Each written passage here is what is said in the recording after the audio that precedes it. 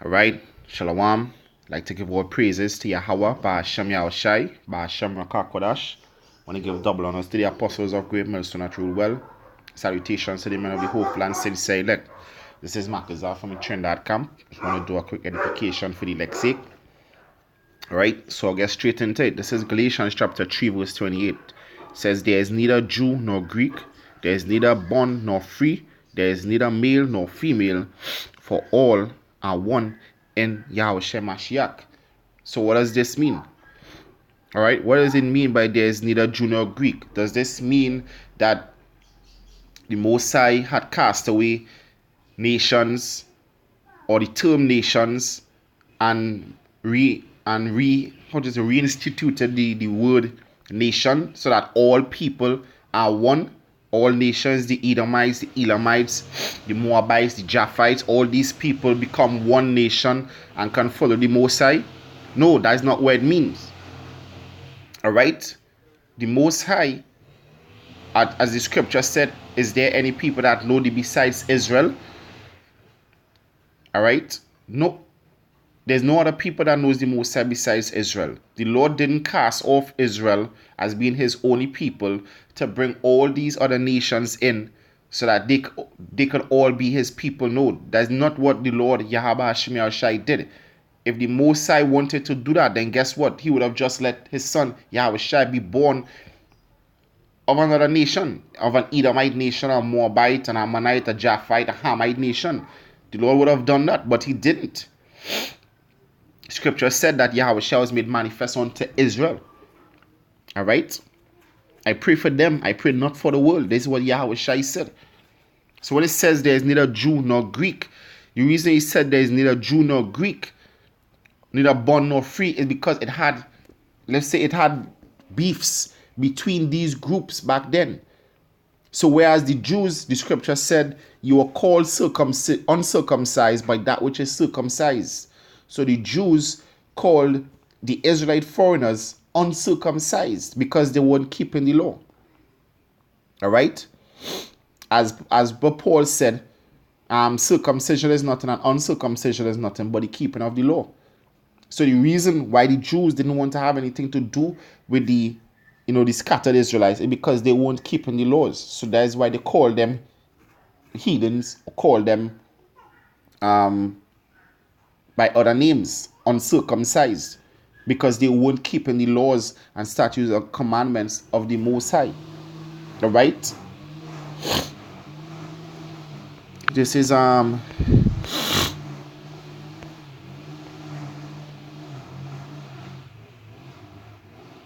believe it's Colossians 2.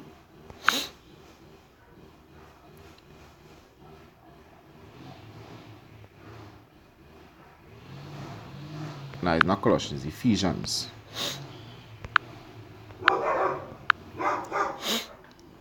This is Ephesians chapter 2, verse 11.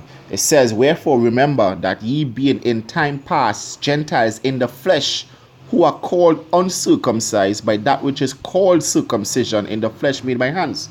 So, being in time past Gentile in the flesh, how can you stop being a Gentile? How can you stop being an Israelite? How can you stop being an Ammonite or a Moabite? You can't.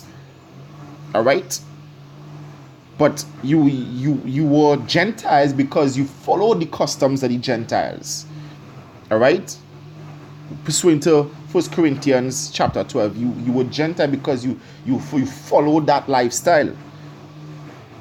If you go India and make children, your children will be Hebrew Israelites. But if your children start dressing like these Indians and keeping their customs, talking about the East Indians, the Elamites, if your children start dressing like them and behaving like them, guess what? Some other strangers seeing them, they're gonna call them Elamites, they're gonna call them East Indians, because most likely they're gonna start to mingle themselves among the nations, so they're gonna start to look like them. And that is what we have going on here right now. That is why the scripture says, righteousness belongeth unto thee, but unto us confusion of faces. That is why it have certain jakes that we can't tell who is Israel. That is why the scripture said, let them grow together. Because the Most High, the scripture said, known unto the Most High is his creation from the beginning. So the Most High knows who is Israel. The Most High knows who Israel is. Alright? Israel is scattered among all these nations. Going on, that at that time you were without Mashiach, being aliens from the commonwealth of Israel and strangers from the covenant of promise, having no hope and without Yahweh in the world. But now in Mashiach Yahushua, ye who were sometimes afar off. Didn't Daniel speak about Israel that is near and Israel that are far off? Ye that were sometime afar off are made near by the blood of Mashiach, for he is our peace. If Yahushua bring peace, then guess what? It had to have war. Alright? Because you wouldn't mention the word peace if it didn't previously have war. For he is our peace, who had made both one, and had broken down the middle wall of partition between us. So it had a separation between these two groups, having abolished in the flesh the enmity, which enmity goes back to enemy or grievances, alright? Or the beefs that we had, the separation that we had, the hatred that we had one for another. Even the law of commandments contained in ordinances, for to make in himself of twain one man, so making peace. All right? So, when it says that there is neither Jew nor Greek, all right? The difference between Jew and Greek, because when you go into the Zondervan, the Greeks were Hebrew Israelites that kept Greek customs. Helen, all right? Or Grecians, they were Israelites that kept Greek customs. All right? The Edomites didn't call themselves Grecians. All right? And it says there's neither free nor bond. Guess what? Just like we'll show you in slavery. All right? We'll show you in slavery. Let's go into it real quick. This is it says, what is the difference between free man, free woman, and freeborn? All right? It says, the short answer to this question of what distinguished the ancient Roman freedman or freedwoman from the freeborn is the stigma, shame, or the macula servitutis stain of slavery, as King's College Henrik Moisten describes in that never left the slave or ex-slave. So when it says there's no difference between free nor bond, it always had basically like a show of status. Like someone would say, hey, I was freeborn. An next person would say, hey, but you're a slave. You were born in slavery. So it would have variances between those two groups. Just like in slavery, all right, here in America, it would have, enmity between the field slaves and the house slaves. Even though it have variance between light-skinned Jake and dark-skinned Jake. All right? So they might look at them like these different people, but they are the same people. Just like here in Trinidad, we would look at the Guyanese as different people. But we are the same nation. You say, now you are Guyanese, you're not Trinidad, you have to leave Trinidad. Alright? You're an outsider, you're an alien. Alright? So it would have enmity between Trinidadians and Guyanese. But guess what? They're the same people. So us in modern times, when we're preaching, we would say, hey, there's no difference between Guyanese or Trinidadians. There's no difference between the African Americans or the Mexicans, because guess what? It have enmity between those two groups. All right? They are one. They're the same people. So this is what Paul was going through back then. But people reading the scriptures in modern times and trying to apply a modern thinking to an ancient way of thinking. You can't do that. You have to understand what was going on back then. You can't try to equate back then with now. It's different. It's different. Just like I'll always use the word amateur. In modern times, the word amateur means a novice, someone inexperienced. But when you go into the origin of the word amateur, how it was used back then, the word amateur means a lover of something. Someone that has a love for something. All right.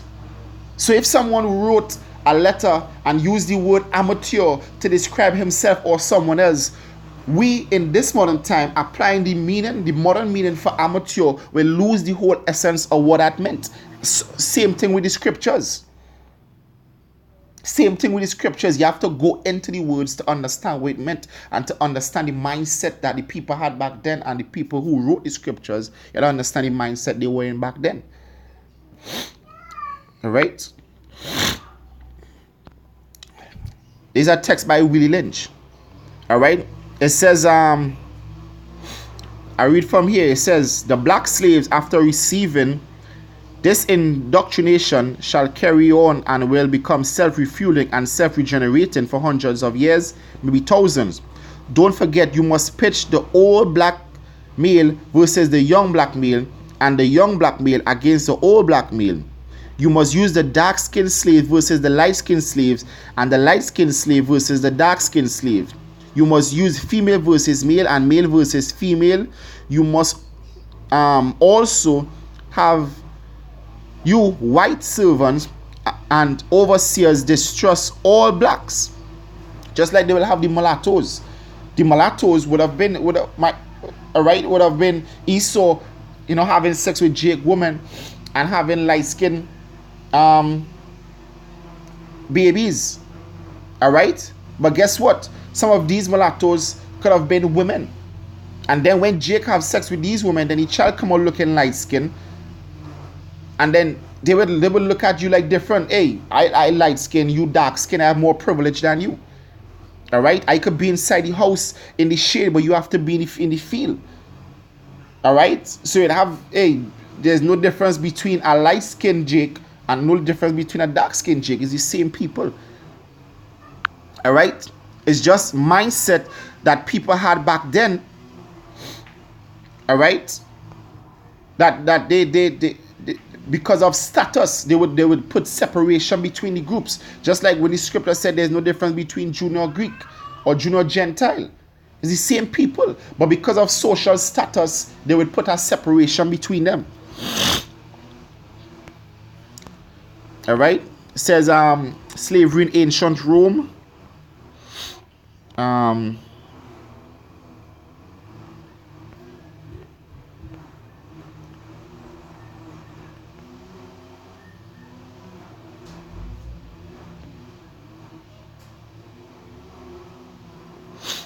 All right. All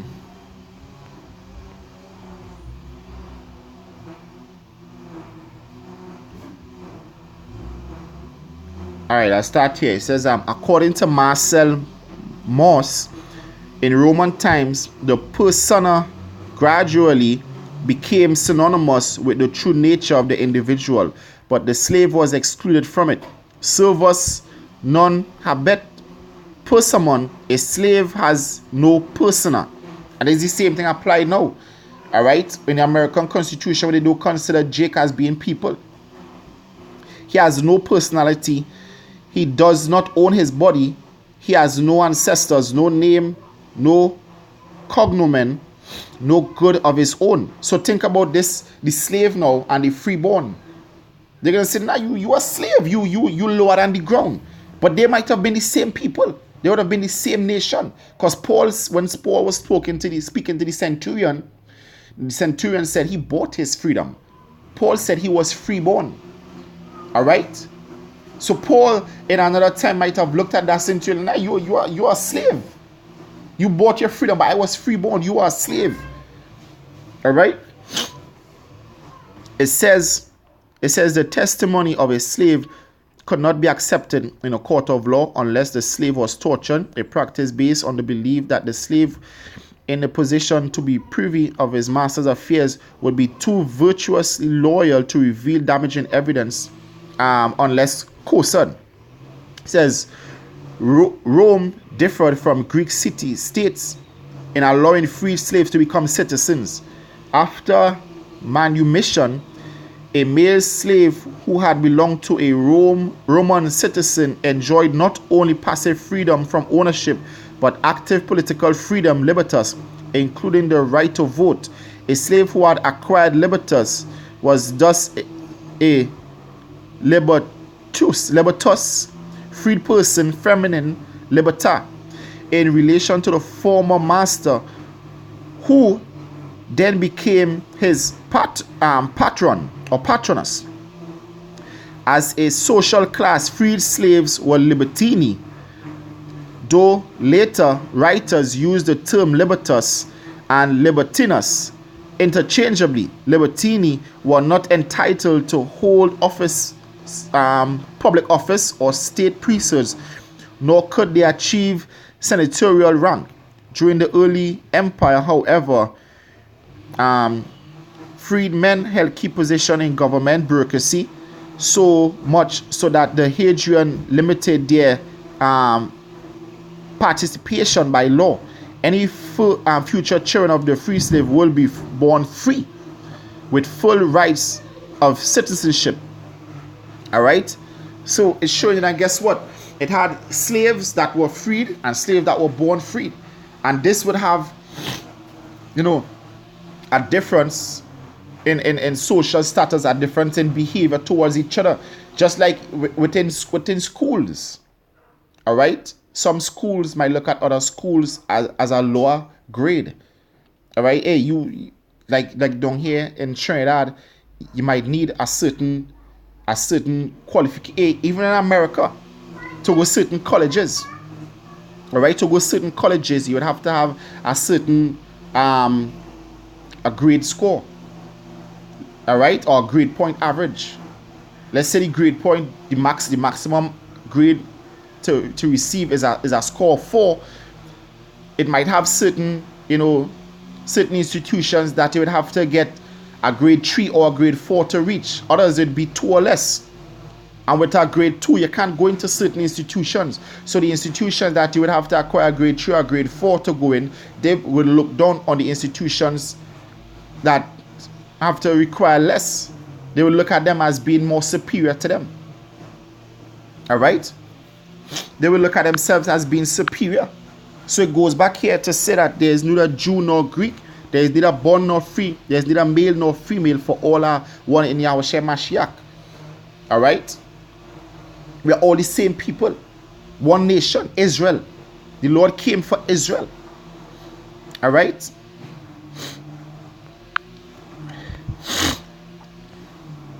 This is Colossians chapter 3, verse 11. It says, where there is neither Greek nor Jew, circumcision nor uncircumcision, barbarian, Scythian, bond nor free, but Mashiach is all and in all. So we went through the Greek and the Jew, showing that, hey, the Greek are the same people. All right, the Greek are the same people. It says uncircumcision is Israelite that wasn't keeping the commandments, and the circumcision were the Jews. Barbarian and Scythian, we're gonna go into that. All right, but I want to touch something here first. Let's go into the word Gentile. All right, it says, but unfortunately, translators have transliterated this Latin word Gentile into their versions, right? And it was carried forward even into recent translations by transliterating the Latin form. It has allowed scope for the idea that it referred to Roman, with all others being non-Roman, to continue. Switch the Roman to Israel because Rome said she was Israel, and we then find how Rome expressed the two parties as Israel and non-Israel. This has continued even to this day. This doctrine has found its way into commentaries and Bible dictionaries, and through these media, most Christians are influenced. It says the Latin meaning of Gentiles is confusing in its own right. It does not mean nations. All right? The Latin noun gen means a nation and is equivalent to ethnos in Greek. However, the word Gentiles does not come from the noun but from the adjective gentilis, which means of or belonging to a nation. So the word Gentile means belonging to a nation. So what nation was Paul speaking to? Not nations as plural, but nation belonging to a nation. All right? As all Paul's writing are to Israelites, he uses ethnos to refer to his outcast kinsmen of Israel because that is how they were addressed in the Old Testament scriptures. Genesis 19:46, Genesis 18:18, Deuteronomy 32:41. And with this, not in the Hebrew text, Psalms 22:27, 28 to 28, Psalms 57:9, Psalms 67:4, Psalms 81:8, Psalms 108:3, Psalms 117:1, Isaiah 5:26, Isaiah 11:12, Isaiah 34:1, Jeremiah 1:5 and 10. So basically what it was showing. Alright, Salak, but they showing a difference with the usage of the word Gentiles, where at one point it might refer to Israel and another point where it referred to non-Israelites. It says the Latin distorts and obscures these facts, and we need to check its contents every time it appears in the text. How the word Gentile is misused. In both Hebrew and Greek, there is no word even approaching the way Gentile is used today. In the concordance and commentaries, we can see the influence of the religious teaching of the day and age, where the Roman influence is manifest. Strong's H 1471, Goy or Goyim plural, a foreign nation, hence a Gentile, also a troop of animals or a flight of locusts, heathen. Strong's 1481, ethnos, ethne plural, a race, as the same race. Then when you go into John 7, whither shall he go that we shall not find him? Shall he go to the and teach the Gentiles among the Gentiles? When you look at the word, there goes to ethnos. All right, as of the same nation. All right, habit, that is a tribe, specifically a foreign, non-Jewish one, usually by imperial, pagan, Gentile, heathen, nation, people. It says we must remember that the concordance gives past usage rather than definitions, but within these we can see a part of the true meaning, like as of the same habit and tribe. Lexicon are more definitive. You have the Thea, it says a multitude, whether men or beasts associated, living together, of the same nature or genus. So when you go into John 7 and it speaks about the ethnos, right? When you go into John 7 and it speaks about the ethnos, it's speaking about the people of the same nation. We're speaking about Israel. All right? It says we must remember, going down, vine. It says vine denotes firstly a multitude or company, then a multitude of people of the same nature or genus. It is used in singular of Jews. For example, Luke 7 and 5, Luke 23 and 2, John 11, 48 and 50 to 52. Vine goes to show that Gentiles is used in scriptures of both Jews and non-Jews. So in these modern times, people see the word Gentile, they say, nah, that is talking about non-Israelites. But the word Gentile does not only mean non-Israelites, it also means Israelite. So into the Israelite foreigners that didn't know they were Israelites. All right? It says Strongs and Vines use the word Jew for Israel following the understanding of the period. All right? So when you go back here and it says there is neither Greek nor Jew, and in Galatians it says there is neither Jew nor Gentile, it was talking about there is no difference between Jews, because the word Jew only speaks about Judah, Benjamin, and Levi. All right? The other tribes were scattered. And when it says here, barbarian or Scythian, barbarian are people that just didn't speak Greek, that didn't keep the Greek custom. All right, so I want to go into the word Scythian. It says the Scythians and Israel. It says the Scythians first appeared in areas to which the Israelite tribe had been exiled. Scythian history, as described by foreigner, parallels Bible and Talmudic description of the 10 tribes. When the 10 tribes scattered, all right, says the Scythians kept Hebraic customs and bore Israelite tribal names. Numerous proofs showed that at least a portion of the Scythians people were of Israelite origins.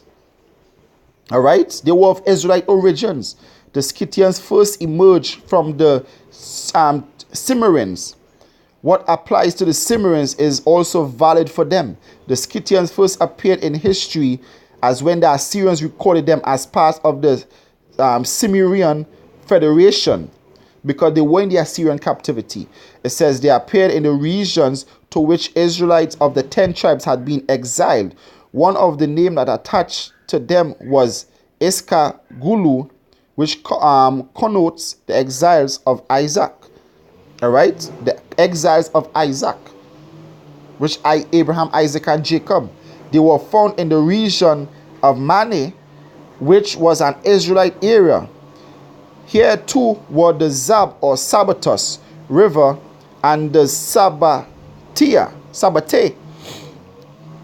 It says this gave rise to the tradition of the Sabaton or Sabashon being one of the regions to which Israelites were exiled. Later, the term Sabaton is found in the Don and Dnieper river areas of southern Russia, which too became Scythian centers.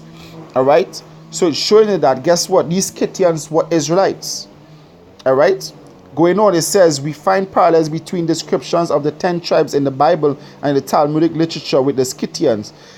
What is said about the 10 tribes describes the Scythians and no one else. From the Scythians came part of the Celts, or we know the Celts were Jakes, as well as the Angles and Saxons and Frisians, and related to people of Western Europe. All right, and then the Romans came and overtook them and took the name. All right, we see in history everybody basically white. All right, but these people were Israelites. These Scythians were Israelites. So these Scythians would have been mingled among the people, and they weren't keeping their customs. All right, so they would have hatred among themselves because they weren't keeping the laws. All right, this is First Maccabees. This is just going to look how Gentiles were made. This is First Maccabees chapter 1 verse 44. It says, for the king had sent letters by messengers unto Jerusalem and cities of Judah that they should follow the strange laws of the land and forbid burnt offerings and sacrifice and drink offerings, and in the temple that they should profane the Sabbath and festival days and pollute the sanctuary and the holy people, set up altars and groves and chapels of idols and sacrifice signs, flesh and unclean beasts, and that they should leave their children uncircumcised and make their souls abominable in all manner of uncleanness and profanation, to the end that they might forget the laws and change the ordinances, and whosoever would not do according to the commandments of the king, he said, should die. And guess what? When they go in 2 Maccabees, it said that they should stop calling themselves Jews and call themselves Antiochians. So think about, due to persecution, Israel will cast off their identity. And then guess what? Their children will grow up not knowing who they are. And so they keep the customs of the people. But people back then, they would know who Israel are. They would know their brethren, despite they keeping the customs. But they will have hatred towards them because they kept the customs of the other people. And here's an idea of the hatred for not keeping the commandments of the Lord. All right. This is 1 Maccabees chapter 2 verse 22. It says, we will not, this is Mattathias speaking, it says, we will not hearken to the king's words to go from our religion, either to the right hand or to the left. Now when he had left off speaking these words, there came one of the Jews in the sight of all to sacrifice on the altar, which was at Modin, according to the king's commandment.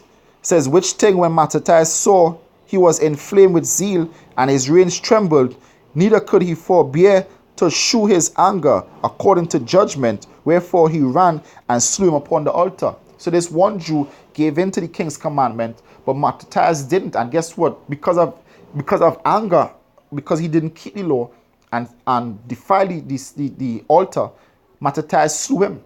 So it's showing you that, guess what? Israel was zealous for the law. So when Israel saw that the brethren weren't keeping the law, they would keep away from them and call them Gentiles, and call them by the nations where they lived among, and didn't see them as their brothers. So when Paul brought these Israelite foreigners back to the temple, they would have had hatred. They would have had variance towards them, because they said, nah, this is not our people. This is not our people. That is how they looked at them. All right. This is Acts chapter 14 verse 1. And it came to pass in Iconium that they went down together into the synagogue of the Jews, and so spake, that a great multitude both of the Jews and also of the Greeks believed. The Greeks goes back to Hebrews. Acts chapter 6 verse 1 said there was basically argument between the Hebrews and the Grecians. And when you go into other translations of the Bible, it said they had differences between the Hebrew Jews and the Greek-speaking Jews, to show you that the people that Paul went on to were Israel, that kept the customs of the other nations, the scattered Israelites. All right. It says, but the unbelieving Jews stood up, the Gentiles, which are Israelites, and made their minds evil affected against the brethren. Long time, therefore, abode they speaking boldly in the Lord, which gave testimony unto the word of his grace, and granted signs and wonders to be done by their hands. But the multitude of the city was divided, and part held with the Jews, and part with the apostles.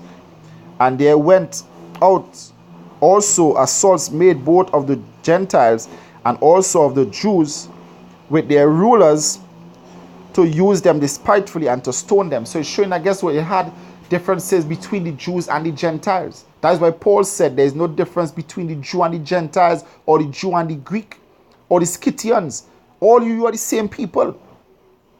That is what it meant when you go into Galatians chapter 3. All right? Galatians 3 and 28. It says there is neither Jew nor Greek.